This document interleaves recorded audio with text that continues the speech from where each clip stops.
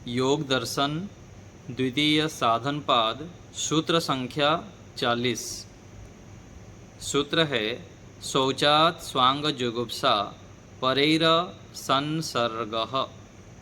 शब्दार्थ शौचात् बाह्य तथा आंतरिक शुद्धि के हो जाने पर स्व अंग जुगुप्सा अपने अंगों से घृणा करता है, अनासक्त हो जाता है।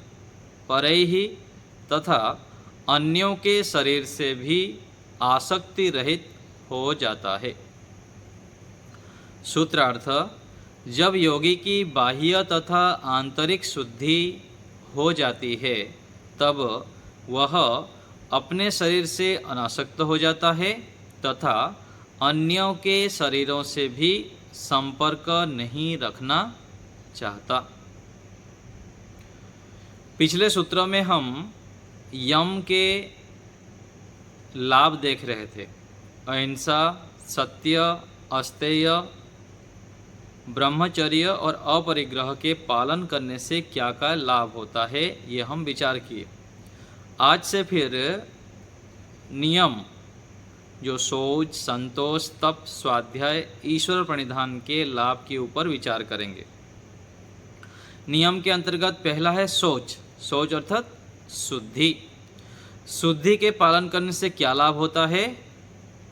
कह रहे हैं कि जब शुद्धि का परिज्ञान हो जाता है, व्यक्ति बाह्य और आंतरिक शुद्धि का ध्यान रखता है तो उसके अंदर इतनी पवित्रता आ जाती है तो वह दूसरे के शरीर से तो अटैचमेंट होना नहीं चाहता, जुड़ना नहीं चाहता। अपने शरीर से ही उसको घृणा हो जाता है, अर्थात वह जान लेता है शरीर की वास्तविकता क्या है। और उसके जानने से क्या लाभ होता है? व्यक्ति जो यह शरीर रूपी साधन है उसको सजाने में, धजाने में और उसके पीछे जो अधिक समय सामर्थ्य खर्च करता है उससे बच जाता है और उस समय को वह अच्छे कार्य में लगाता है। जैसे पुनः पुनः मैं यहाँ संकेत करता हूँ कि हम आज अनावश्यक तथा गौण कार्य में समय लगाते हैं और समय का जो महत्व है उसको जान नहीं पाते। बहुत बिरले व्यक्ति होते हैं जो समय के महत्व को जान के उसका ठीक ठीक उपयोग करते हैं और व्यवस्थित ढंग से समय का सदुपयोग करते हैं। आज समाज में, राष्ट्र में जो विशेष काम करने वाले व्यक्ति हैं, बड़े स्तर पर कार्य करने वाले व्यक्ति हैं, वह आज जो बड़े बने हैं, किसी भी क्षेत्र में बहुत उच्च शिखर पर पहुँचे हैं, उसका मूल है समय का सदुपयोग। तो हम समय का सदुपयोग कब करेंगे? जब समय के महत्व को जानेंगे। तो ये जो सूत्र है, शरीर की वास्तविकता को जानने से व्यक्ति शरीर के पीछे अनावश्यक जो समय लगाता है उससे बच जाता है और शरीर को अपवित्र जानता है और साधन रूप में जानता है। दर्शन शास्त्र क्या दिखाता है हमको, क्या कहना चाहता है? दर्शन अर्थात दृश्यते अनेन, जिससे देखा जाए। आज हम शब्द, स्पर्श, रूप, रस, गंध जो इंद्रियां हैं हमारे, आँख, कान आदि आदि, इन इंद्रियों से देखते हुए भी नहीं देखते, सुनते हुए भी नहीं सुनते, खाते हुए भी नहीं खाते। इन बातों को दर्शन शास्त्र बताता है कि हम देखते हुए भी कैसे देखें, खाते हुए कैसे खाएं, अर्थात हम सोए हुए हैं। इसी को उपनिषद में कहा जाता है कि उत्तिष्ठत जाग्रत प्राप्य बोरान निबोधत। उठो, जागो, विद्वानों के पास जाकर ज्ञान प्राप्त करो। इसका मतलब क्या है? हम नींद से तो जागे हुए हैं, लेकिन वास्तविक अर्थ में जीवन में जागे हुए नहीं। इसलिए वेद मंत्र में भी कहा जाता है कि यो जागारः तम ऋचः कामयन्ते, जो जागता है उसी को ही वेद के ऋचाएं अपना रूप दिखाते हैं और उससे वो ठीक लाभ ले पाता है। सामान्य व्यक्ति को लग सकता है ये क्या बता रहे हैं ऋषि, कि शरीर की अपवित्रता का ज्ञान हो जाने पर दूसरे से आसक्ति रहित हो जाता है, स्वयं की शरीर से भी घृणा युक्त हो जाता है। ये क्या कहना चाह रहे हैं, सामान्य व्यक्ति को लग सकता है। लेकिन जब तक व्यक्ति सत्य को स्वीकार नहीं करता है, सत्य को जानने के लिए उद्यत नहीं रहता है, सत्य को सत्य रूप में स्वीकार नहीं करता, तब तक वह आध्यात्म के तथा लौकिक क्षेत्र में भी, भौतिक क्षेत्र में भी शीर्ष पर नहीं पहुंच पाता है। तो ये योग दर्शन आध्यात्म ग्रंथ है, मोक्ष प्राप्ति के ग्रंथ है। इसके माध्यम से ऋषि हमें दृष्टि देते हैं कि कैसे हम अपने शरीर के साथ व्यवहार करें और समाज में भी व्यवहार करें। इस दृष्टि को यहाँ पर बता रहे हैं कि हम शरीर को अपवित्र जानें, और ये कब जानेंगे, जब हम शुद्धता का ध्यान रखेंगे। बाह्य शुद्धि तथा आंतरिक शुद्धि। बाह्य शुद्धि में शरीर, वस्त्र, पात्र, खान पान, धन उपार्जन को जब हम पवित्र रखते हैं, शुद्ध रखते हैं, और आंतरिक शुद्धि विद्या, सत्संग, स्वाध्याय, सत्य भाषण आदि जब करते हैं, तब मन, बुद्धि आदि जो इंद्रियां हैं वह शुद्ध होते हैं। शुद्ध होने पर, जैसे हम पीछे सूत्र में पढ़ रहे थे कि आत्मा, परमात्मा में कौन हूँ, कहाँ से आया हूँ, शरीर क्या है, शरीर किस लिए मिला हुआ है, आदि आदि विषय पर व्यक्ति सोचने लग जाता है, सोचने के लिए बाध्य हो जाता है। तो शरीर की अपवित्रता का ज्ञान हमें तब होगा जब हम शुद्धता का आचरण करेंगे, पवित्र करेंगे अपने मन, बुद्धि आदि को। तो शरीर अपवित्र है, घृणित है। एक श्लोक में कहा गया है, योग दर्शन में ही, इसी योग दर्शन में श्लोक है,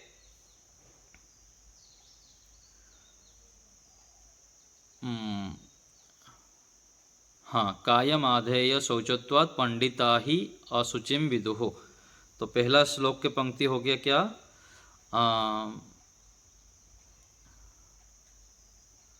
पहला पंक्ति किसी को श्लोक याद है? मेरा ध्यान से थोड़ा उतर रहा है। पहला पंक्ति है, चलो मेरे ध्यान से भी उतर रहा है, ये प्रसिद्ध श्लोक है शरीर की। दूसरा पंक्ति तो याद आ रहा है, कायम आधेय शौचत्वात् पंडितता ही असुचिम विदुः।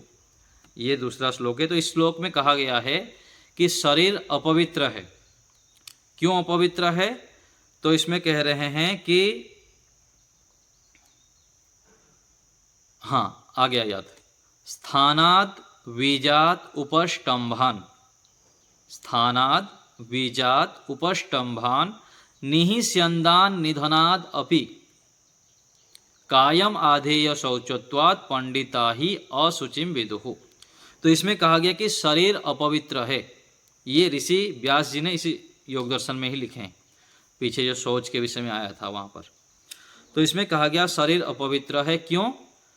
क्योंकि स्थानात, जिस स्थान से शरीर पैदा होता है वह स्थान अपवित्र स्थान है,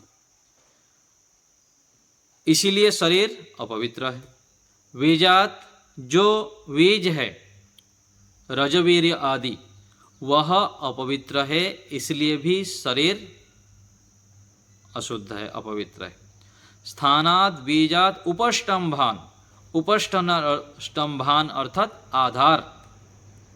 जैसे घर के आधार ईंट, पत्थर, सीमेंट आदि है, ऐसे ही शरीर के आधार क्या है? रस, रक्त, मांस, मज्जा, हड्डी आदि, ये भी क्या है? अपवित्र है, इसलिए शरीर अपवित्र है। निधनाद अपि स्थानाद बीजाद उपष्ठम्भ निहिस्यंदन, चौथा है निहिस्यंदन, अर्थात रहस्य में रिश्ता रहता है। जो इससे रिश्ता है क्या है? आंख से देखिए, नाक से देखिए, कान से देखिए, मुंह से देखिए, सब जगह पर पसीना से देखिए, सभी स्थान से जो रिश्ता है वो क्या है? अपवित्र है, इसलिए शरीर अपवित्र है। और अंत में कहा गया निधनाद अपि, मर जाने पर भी उसको जल्दी निकालना चाहते हैं, कोई रखना नहीं चाहता घर में सजा धजा के। क्यों रखना नहीं चाहते हैं? क्योंकि वह अपवित्र है। तो इन कारणों से शरीर अपवित्र है। और कहा गया कायम आधेय शौचत्वात्, काय के कोने कोना शरीर का अपवित्र होने से जो पंडित व्यक्ति हैं, बुद्धिमान व्यक्ति हैं, ज्ञानवान व्यक्ति हैं, योगी व्यक्ति हैं, इस शरीर को अपवित्र रूप में जानते हैं, इसलिए उसके पीछे अनावश्यक और हानिकारक समय सामर्थ्य नहीं लगाते। हाँ, साधन के रूप में प्रयोग करते हुए इसको अपने लक्ष्य की ओर बढ़ते जाते हैं। सजाना, धजाना, परफ्यूम मारना आदि, देखिए कई सारे उपाय से व्यक्ति इसके पीछे बहुत अनावश्यक खर्चा करता है, समय सामर्थ्य आदि। तो ये हमको शरीर के विषय में ऋषि बताना चाहते हैं कि शरीर को जैसा है उस रूप में जानो।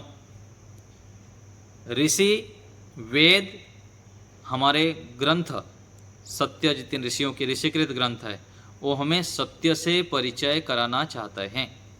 ईश्वर के वास्तविक स्वरूप को जानो, अपने वास्तविक स्वरूप को जाने हम, और संसार के वास्तविक स्वरूप को जाने, ये ऋषियों का उद्देश्य है।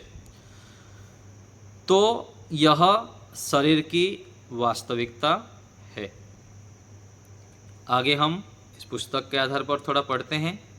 हिंदी भाग में आइए, योगार्थ प्रकाश में।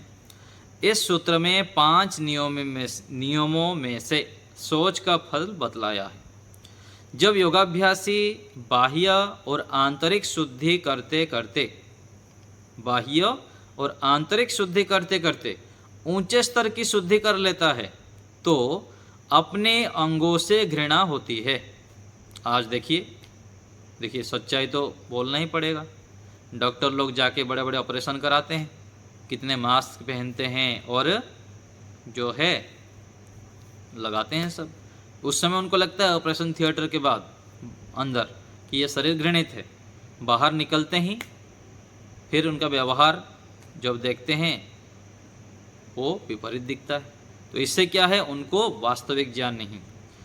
ऋषियों को, योगियों को, ज्ञानियों को शरीर की वास्तविकता का ज्ञान हो जाता है, इसलिए वह सच्चाई की मार्ग पर बढ़ते हैं, ईश्वर भक्त बनते हैं, आध्यात्मिक मार्ग पर चलने लग जाते हैं।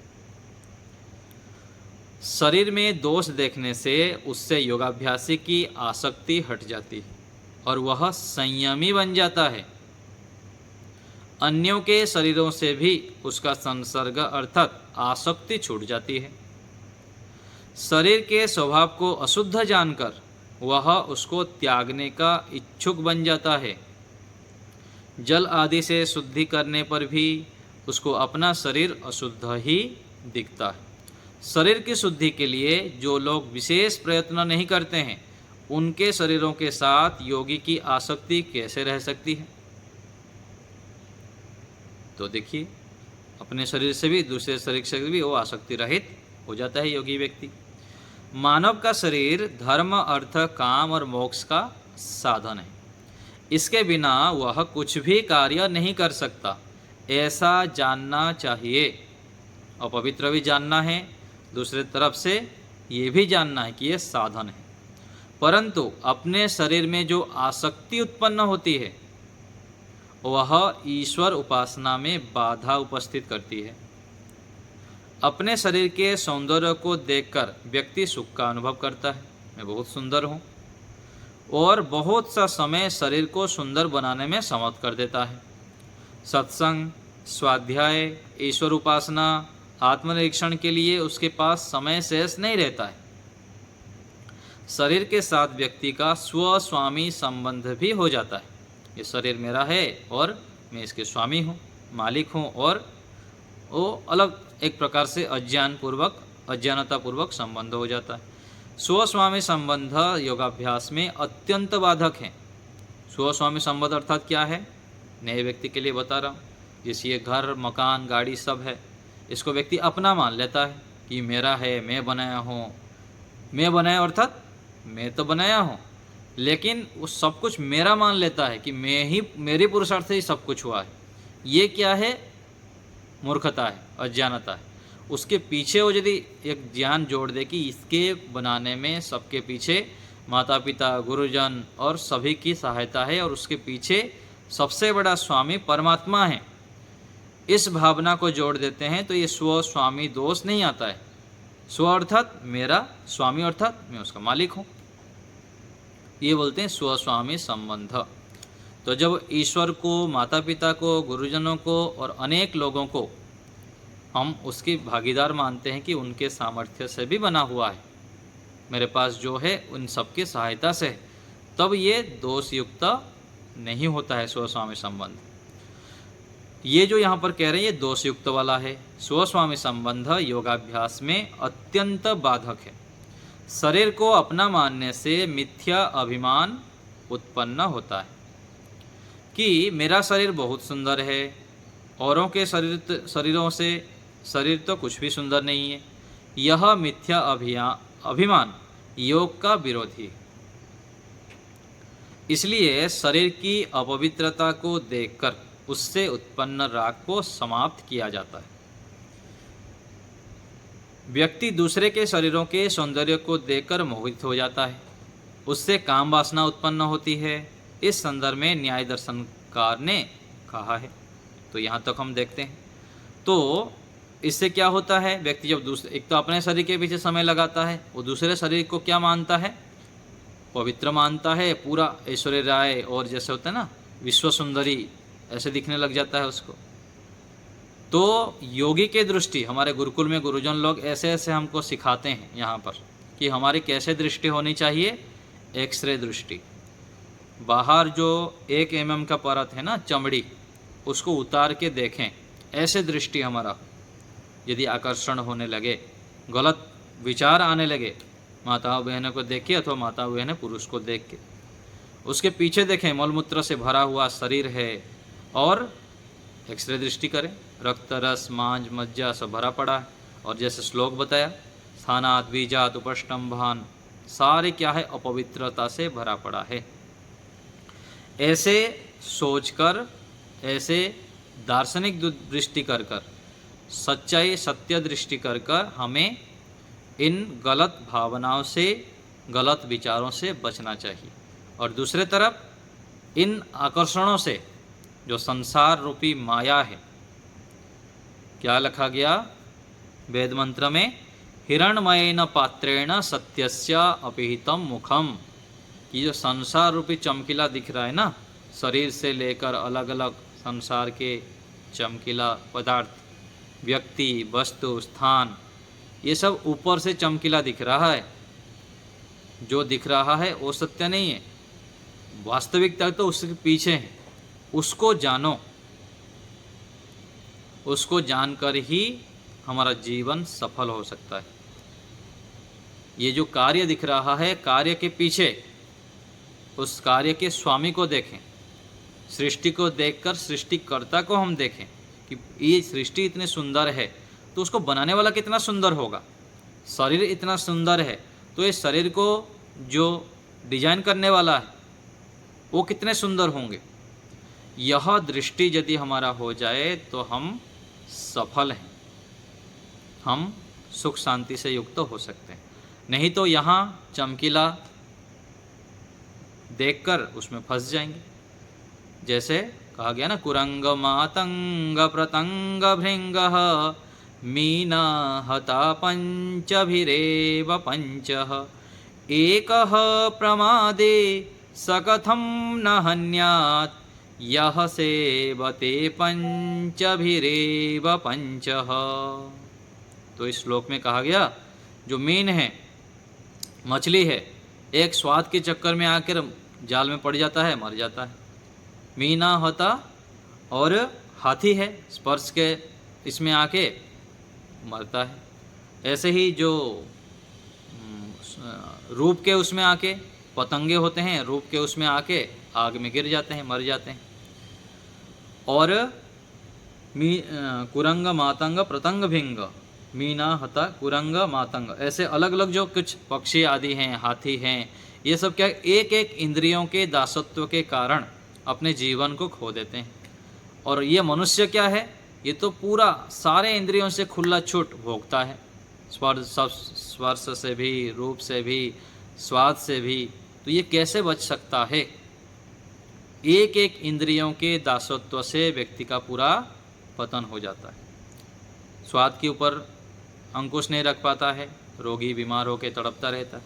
स्पर्श के ऊपर, भोग इंद्रियों के ऊपर ये नहीं रख पाता, अंकुश नहीं रख पाता, उसमें पतन हो जाता है। तो ये हमें ध्यान रखना है कि हम अपने इंद्रियों के दासत्वों से ऊपर उठें, और उसके लिए हम ऋषियों के शरण में आएं। जितना जितना हम कंफर्ट जोन को अपनाएंगे, वेदों के विरुद्ध आचरण करेंगे, वेदों के विरुद्ध अपने हिसाब से, अनुकूलता से जितना समझ में आता है उतना ही करते जाएंगे, उतना हमारा पतन है। अधिक से अधिक हम वेद अनुकूल जीवन जिएं, रात को जल्दी सोएं, सुबह जल्दी उठें, सात्विक भोजन करें, अधिक से अधिक सत्संग करें, स्वाध्याय करें, परोपकार करें, व्यवस्थित दिनचर्या करें, पुरुषार्थी बने हम। पुरुषार्थ ही इस जीवन में मन चाहा सुख पाता है। मन चाहा सुख पाया उसने, जो आलस बनकर पड़ा ना रहा। यदि खाली रहेंगे तो खाली दिमाग शैतान का घर, फिर वो व्यक्ति के मन में गलत गलत विचार आएंगे और वह इधर उधर की बातों में लगा रहेगा, फिर पतन की ओर जाता है। तो हमें व्यस्त रहना है और ऋषियों के अनुकूल जीवन जीना पड़ेगा यदि हमको सच्चाई को जानना है, सत्य को अपने जीवन में ग्रहण करना है। तो ये एक सत्य है कि हम शरीर को अपवित्र जाने। कोई कहेगा शरीर को अपवित्र जानने से कैसे जीवन चलेगा, ये तो फिर व्यक्ति फंस जाएगा, कोई शरीर व्यवहार ही नहीं कर पाएगा, व्यवहार ही असंभव होगा, ऐसे ही प्रश्न आ सकता है। तो इसमें इसका उत्तर यह है कि शरीर जो हम सोच जाते हैं, शौचालय जाते हैं, अपने शुद्धि करते हैं कि नहीं, हाथ से जानते हैं अपवित्र है लेकिन फिर भी शुद्ध करते हैं, वहाँ तो व्यवहार करते हैं ना। ऐसे ही होगा, जिस चीज़ को हम अपवित्र जानते हैं फिर भी करते हैं, ऐसे ही शरीर को जब अपवित्र जानेंगे साधन के रूप में प्रयोग करेंगे। अभी क्या करते हैं हमको पता ही नहीं, अंधे होके जीते रहते हैं, कोई सोचते भी नहीं कि शरीर अपवित्र है, साधन रूप में मिला हुआ है। इस दृष्टि को हटाने के लिए ऋषि कह रहे हैं। न्याय दर्शन का सूत्र है तन्निमित्तम तु अवयवी अभिमानः, अर्थात शरीर में राग आदि आसक्ति उत्पन्न होने का कारण शरीर को सुखदायी मानना।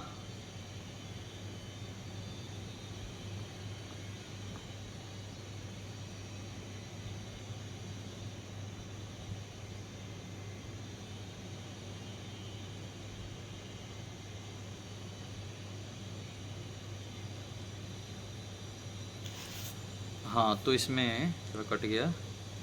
चलिए, तो शरीर को अवयवी रूप में जब हम देखेंगे तो उसमें राग नहीं होगा। जब तक हम शरीर को अवयवी रूप में नहीं देखेंगे तो राग होता रहेगा। तो न्याय दर्शन में कह रहे हैं कि शरीर को अवयवी रूप में हम देखें तब आसक्ति उत्पन्न नहीं होंगे। तो काम वासना से युक्त व्यक्ति योग मार्ग पर नहीं चल सकता। शरीर की शुद्धि करते रहने पर उसके अशुद्ध देखने से अपने शरीर में राग नहीं रहता है और अन्यों के शरीर में भी आसक्ति नहीं रहती, तथा सुंदर शरीरों को देखने से काम वासना उत्पन्न नहीं होती। इसका परिणाम यह है कि साधक भोग मार्ग को छोड़कर योग मार्ग पर तीव्र गति से चलने लगता है। एक तो सामान्य रूप से बैलगाड़ी की तरह चलते हैं हम, और दूसरा तीव्रता से चलना। तो तीव्रता से हमें योग मार्ग पर चलना है। यदि योग मार्ग पर तीव्रता से हम चलना चाहते हैं तो हमें ऐसे दृष्टि रखनी होगी, शरीर के विषय में उचित दृष्टि रखनी होगी। तो अभी आप लोग कुछ पूछना हो तो बताइए। तो ये हम धीरे धीरे अभ्यास करते जाएंगे तो संभव है, कोई असंभव नहीं है। जी मीना माता जी बताइए। अच्छा जी, नमस्ते। नमस्ते। तो बाह्य शुद्धि तो पता चलता है, आंतरिक शुद्धि कैसे कैसे कर सकते हैं? आंतरिक शुद्धि के लिए कहा गया ना, विद्या, सत्संग, स्वाध्याय, सत्य भाषण आदि से आंतरिक शुद्धि होती है। मन, इंद्रियां आदि शुद्ध होते हैं। जैसे कहा गया ना कि उसमें आया अद्भिर गात्राणि शुद्ध्यन्ति मनः सत्येन शुद्ध्यति। एक श्लोक आता है मनुष्य विद्या तपोभ्याम भूतात्मा आगे बुद्धिर ज्ञानेन शुद्ध्यति। हाँ, तो अद्भिर पानी से शरीर की शुद्धि होती है ना। तो ऐसे ऐसे करके हमको शुद्धि करना है। सत्य भाषण से मन शुद्ध होते हैं। हम सत्य भाषण नहीं करेंगे, सत्य आचरण नहीं करेंगे और सोचेंगे मन हमारे नियंत्रण में आ जाए। तो आंतरिक शुद्धि इस प्रकार से होते हैं, विद्या, सत्संग, स्वाध्याय, यज्ञ, परोपकार आदि करने से। ठीक है। और आचार्य श्लोक पूरा नोट करा दीजिए। स्थानात् बीजात् उपस्तंभात्, स्थानात् बीजात् उपष्टंभान् निहिस्यन्दान् निधनाद् अपि। निहिस्यन्दान् निधनाद् अपि कायम् आधेय शौचत्वात् पंडिता ही अशुचिम विदुः। योग दर्शन में आपको मिल जाएगा। शौच, संतोष, तपस्व अध्याय जो है ना, इसमें आपको मिल जाएगा। कौन से पृष्ठ पे आचार्य जी? मेरे पास है ये किताब। हाँ है पुस्तक, मैं बता दूंगा ग्रुप में, नहीं तो भेज दूंगा मैं ग्रुप में। ठीक है। हाँ, और कोई हाथ उठाए हैं? ग्रुप में आप भेज दीजिए गुरु जी। जी धन्यवाद। गुरु जी ग्रुप में भेज दीजिए और उसका विवरण भी लिख दीजिए, उसका अर्थ भी लिख दीजिए। जी सरोज बालाजी बताइए। पुस्तक में लिखा हुआ हुआ। सरोज जी कुछ बोल रहे हैं माता जी, और दूसरे लता माता जी बोलिए। अजय जी नमस्ते जी। अब ये शरीर तो हमारा फुल, आप जैसे बताया कि सभी सामग्री मल मूत्र और रक्त मांस से ये है, तो हम ये सब सुनने के बाद हमको जैसा लगता है कि हाँ शरीर मतलब हाँ एक कवर जैसा है ये हाँ बोलकर। लेकिन दूसरे तरफ से देखने से ये होता है कि हमको शरीर मिला है साधन के ये के लिए, तो घृणा करें या दोनों, ये करें कि दोनों का समन्वय बिठाना होता है। जैसे कहते हैं ना, व्यक्ति भूखा तो रह जाएगा, 3 दिन उपवास रह सकता है और भर भर के खा सकता है ठूस ठूस के, लेकिन दोनों में संतुलन आहार करना, जितना चाहिए उतना भोजन करें, ये कठिन है ना। तो संतुलन बनाना पड़ेगा। एक तो एक तरफ अपवित्रता की बुद्धि रखनी है और दूसरी तरफ साधन के रूप में भी प्रयोग करना है। अच्छा, और एक जैसे कि क्या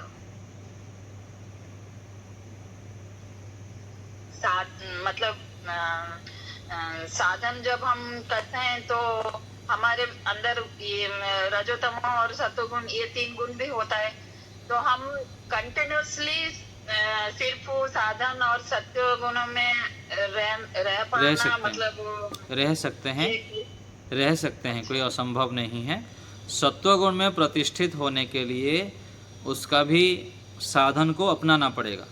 जैसे रात को जल्दी सोना, सुबह जल्दी उठना, जितनी आवश्यक है उतना भोजन करना और दिन भर ईश्वर प्रणिधान से युक्त रहना, पुरुषार्थी बने रहना, आलस्य प्रमाद नहीं करना, अपने कर्तव्य कर्मों को बढ़ चढ़ करके करना, ये सब करते रहेंगे तो धीरे धीरे करके सत्व गुण में हम प्रतिष्ठित हो सकते हैं। पारिवारिक में रहने से ऐसा भी होता है कि हमारा कुछ कर्तव्य अन्यों को मतलब जैसे बच्चों के ऊपर ये के ऊपर भी होता है, हम बोल उसी में ही बढ़ाना पड़ेगा। जहाँ पर संसार में किसी भी स्थान पर आप रहेंगे, चाहे आश्रम में आके रह जाइए, कहीं भी रहेंगे, तो अलग अलग प्रकार से कर्तव्य कर्म करना ही पड़ता है। और उसी जगह पर रह के बुद्धिमत्ता से कार्य करेंगे तो धीरे धीरे करके हम बढ़ जाएंगे, एक दिन कर सकते हैं। कोई अलग से ऐसे आपको मिल जाएगा स्वर्ग कि वहाँ कुछ भी कर्तव्य कर्म ना करना पड़े, सारे अनुकूलता मिल जाएंगे, संसार में रहते हुए असंभव है।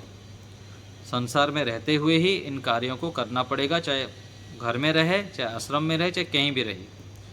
उसी जगह पर थोड़ा सा बुद्धिमत्ता से कार्य करेंगे तो धीरे धीरे हो सकता है। जी, इससे तो अच्छा है कि हमको बार बार शरीर मिलता रहे और हम साधन की तरफ बढ़ते रहे। ये अच्छा नहीं है क्या आचार्य जी? नहीं, ऐसा नहीं मतलब... है। बार बार शरीर मिलता रहेगा ऐसे नहीं चाहते। बार बार दुख चाहते हैं क्या? सुबह भोजन किए, फिर दोपहर को भोजन करते हैं, फिर रात को भोजन करना पड़ता है। कोई बुद्धिमान व्यक्ति ऐसे वो बताया जाएगा भाई ऐसे कुछ कर लो कि आपको भोजन ही करना ना पड़े, तो बुद्धिमान व्यक्ति क्या करना, नहीं भोजन जरूरत नहीं, क्यों इतना मेहनत करना, ऐसे ही क्यों इतना दुखों के कीचड़ में पड़ना। यदि आपको मोक्ष की प्राप्ति कर लेंगे, शरीर ही नहीं मिलेगा, आप सुख में प्रतिष्ठित हो जाएंगे, ईश्वर के आनंद में रहेंगे, तो क्यों इसमें गिरना। उसके लिए प्रयास करेगा। कोई व्यक्ति बोलेगा कि मैं ज़िंदगी भर पढ़ता ही रहूँ स्कूल में, और स्कूल छूटे ही ना मेरे से, पीएचडी के बाद भी मैं और भी करता रहूँ, डिग्री और भी करता रहूँ, और कोई उससे आगे बढ़ के काम नहीं करो, तो ये बुद्धिमान नहीं माना जाता है ना। और उसमें आगे बढ़ना होता है। जिस स्थान पर हम हैं वहाँ से आगे बढ़ना होता है। पहले तो ठीक है समाज में रह के कार्य करते हैं, घर परिवार के कार्य करते हैं, उसके आगे फिर वानप्रस्थ लेना होता है। वानप्रस्थ में भी और तपस्या करके फिर वैराग्य उत्पन्न करके संन्यास लेना होता है। संन्यास लेने के बाद और भी तपस्या करते हुए समाज राष्ट्र के कार्य करना है, समाधि लगाना है, फिर मोक्ष की ओर बढ़ना है। ऐसे करके हमको उन्नति की ओर बढ़ते रहना होता है। ठीक है, कालीचरण जी बोलिए। नमस्ते आचार्य जी। नमस्ते जी। है जी, वो जो कुरंगो मातंगो जो सूत्र बोला आपने, वो कहाँ मिला? वो भेज दूंगा आपको, विवेक चूड़ामणि मैं ग्रुप में भेज दूंगा आपको। वो विवेक चूड़ामणि का सूत्र है ना? हाँ, कोई भी कहाँ का होगा मुझको ध्यान नहीं है, लेकिन ये भेज दूंगा आपको ग्रुप में। और जी आचार्य जी नमस्ते। नमस्ते जी, सरोज जी बोलिए। आचार्य जी नमस्ते। बोलिए। आचार्य जी, मैं ये कह रही हूँ कि मन को कैसे टिकाएं, मन में जो विचार उथल पुथल होते हैं। हाँ, मन को करने के लिए आपको दिनचर्या को ठीक करना पड़ेगा। सत्संग, स्वाध्याय, खान पान आदि कई सारे चीज़ों को जब ध्यान रखते हैं ना, धीरे धीरे करके फिर मन को टिका पाते हैं हम। सत्य आचरण करते हैं, धर्म आचरण करते हैं और जीवन को व्यवस्थित करते हैं, तब मन फिर धीरे धीरे अपने बस में आ जाता है। निरंतर स्वाध्याय करेंगे, सत्संग करेंगे और वेद अनुकूल आचरण करेंगे तो मन नियंत्रण में आ जाएगा। दिनचर्या कैसे, मतलब अब घर परिवार में रह रहे हैं, कर तो रहे हैं। हाँ, जितना करते हैं उसको धीरे धीरे करके और भी सुधारना पड़ेगा, और भी व्यवस्थित करना पड़ेगा। उसमें से समय निकालनी पड़ेगी स्वाध्याय के लिए, सत्संग के लिए, व्यायाम, प्राणायाम, ध्यान, यज्ञ। हाँ, जो आप करते हैं, तो कर रही हूँ, लेकिन जो करते हैं उसको बढ़ाना है। उसको रात को जल्दी सो जाना है, 10 बजे से पहले। सुबह उठ जाना है लगभग 4 बजे से 5 बजे के बीच में। सुबह 2 से 3 घंटा लगाना है अपने लिए। घर से अलग हट के कुछ व्यायाम करना है, प्राणायाम करना है, आसन आदि करना है, भ्रमण करना है, ध्यान करना है, ओम का जप करना है। सुबह के समय 2 से 3 घंटा अपने लिए लगाइए और शाम को आधा घंटा लगाइए। अलग से एकांत में मौन में बैठिए और दिन भर ईश्वर प्रणिधान का अभ्यास करें। ईश्वर मेरे साथ हैं, मुझे देख सुन जान रहे हैं। खान पान में ध्यान रखें, जितना आवश्यक है उतना खाएं। सात्विक खाना खाएं, प्याज, लहसुन, मिर्च मसाला, तड़का, चटपटा आदि खाने से बचे। पेट शुद्धि होता है कि नहीं देखें हैं। ये सब बहुत सारे उपाय हैं। कई सारे हम जीवन में ना हजारों गलतियां करते रहते हैं। धीरे धीरे हम स्वाध्याय सत्संग आदि करते हैं तो पता लगता है कि कहाँ कहाँ गलती करते हैं, और उसके जब हमको पता लग जाता है, जब हम उसके मन के चंचलता के कारण को हटा देते हैं, फिर मन शांत हो जाता है। निर्मला माता जी बोलिए। ठीक है आचार्य।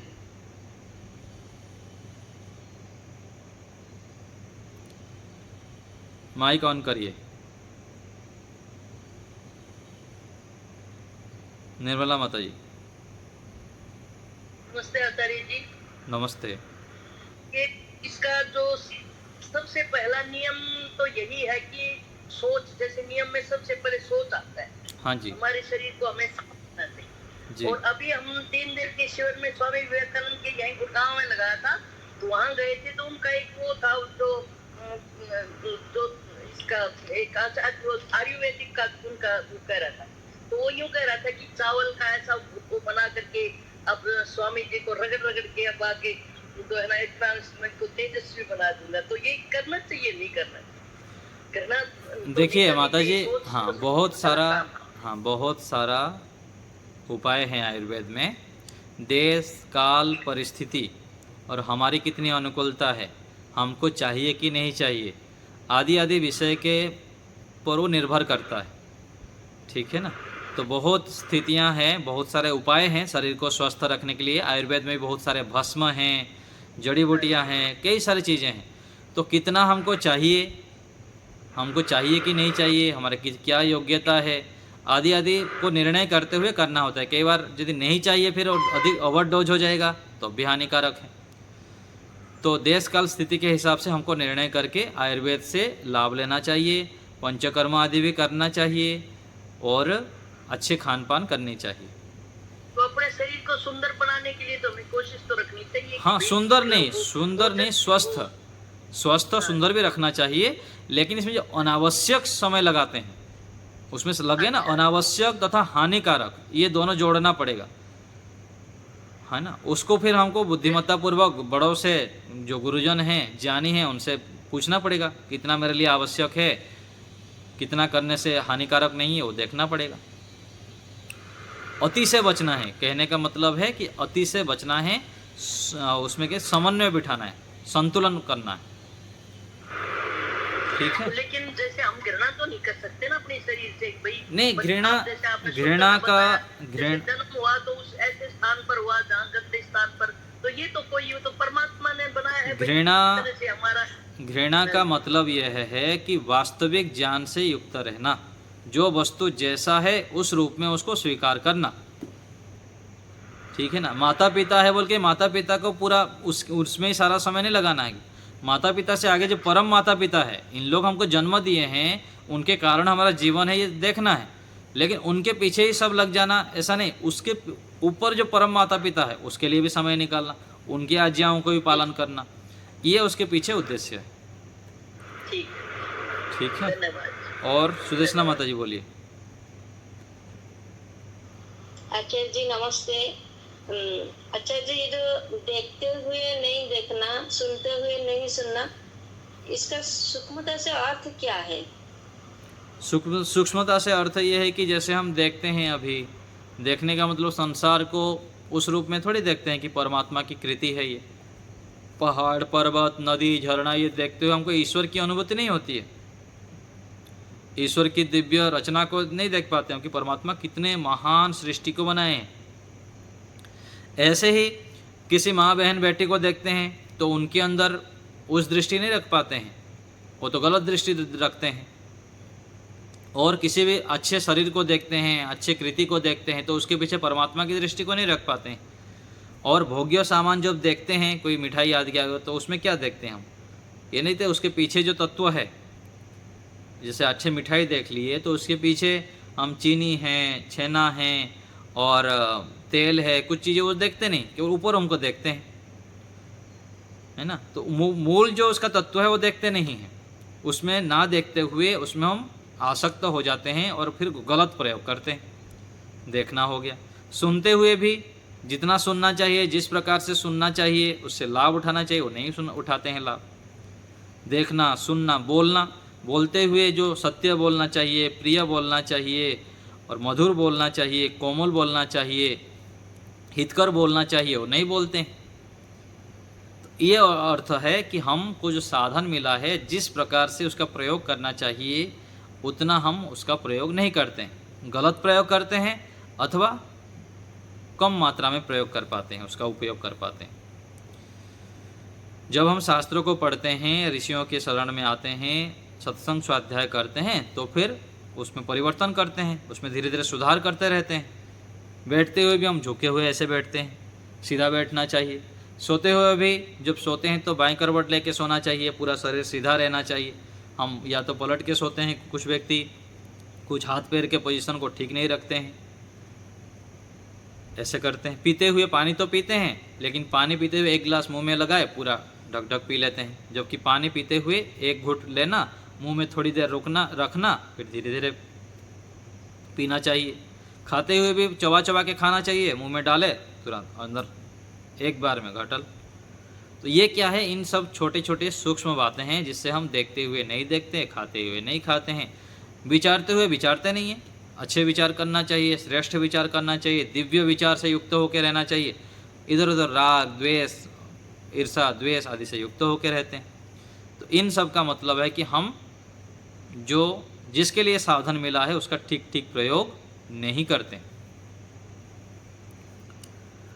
ठीक है, और कोई हाथ उठाए हैं, बोलना चाहे बताइए। तो हम तो बहुत भूल करते हैं। हाँ, वो धीरे धीरे सुधार करेंगे ना, इसीलिए तो बैठे हुए हैं यहाँ पर क्लास में। धन्यवाद आचार्य जी। हाँ, और कौन हाथ उठाए हैं, बोलिए माइक ऑन करके। जिनका हो गया हाथ नीचे कर दीजिए। जी बताइए। आचार्य जी, वो वैराग्य बढ़ाने के लिए जी। पति पत्नी दोनों वानप्रस्थ आश्रम जा सकते हैं।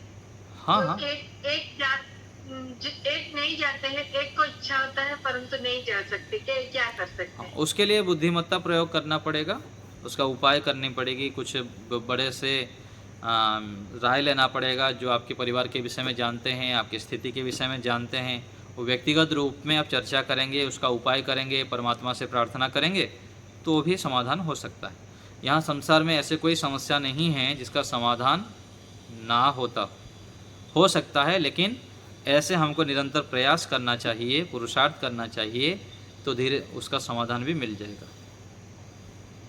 धन्यवाद आचार्य जी। ठीक है, और कोई बात किसी को पूछना है, बोलना है तो बताइए। यहीं रखते हैं, ओम का उच्चारण करते हैं। ओम शांति शांति शांति। सर्वेभ्यो नमः, सभी को सादर नमस्ते। नमस्ते।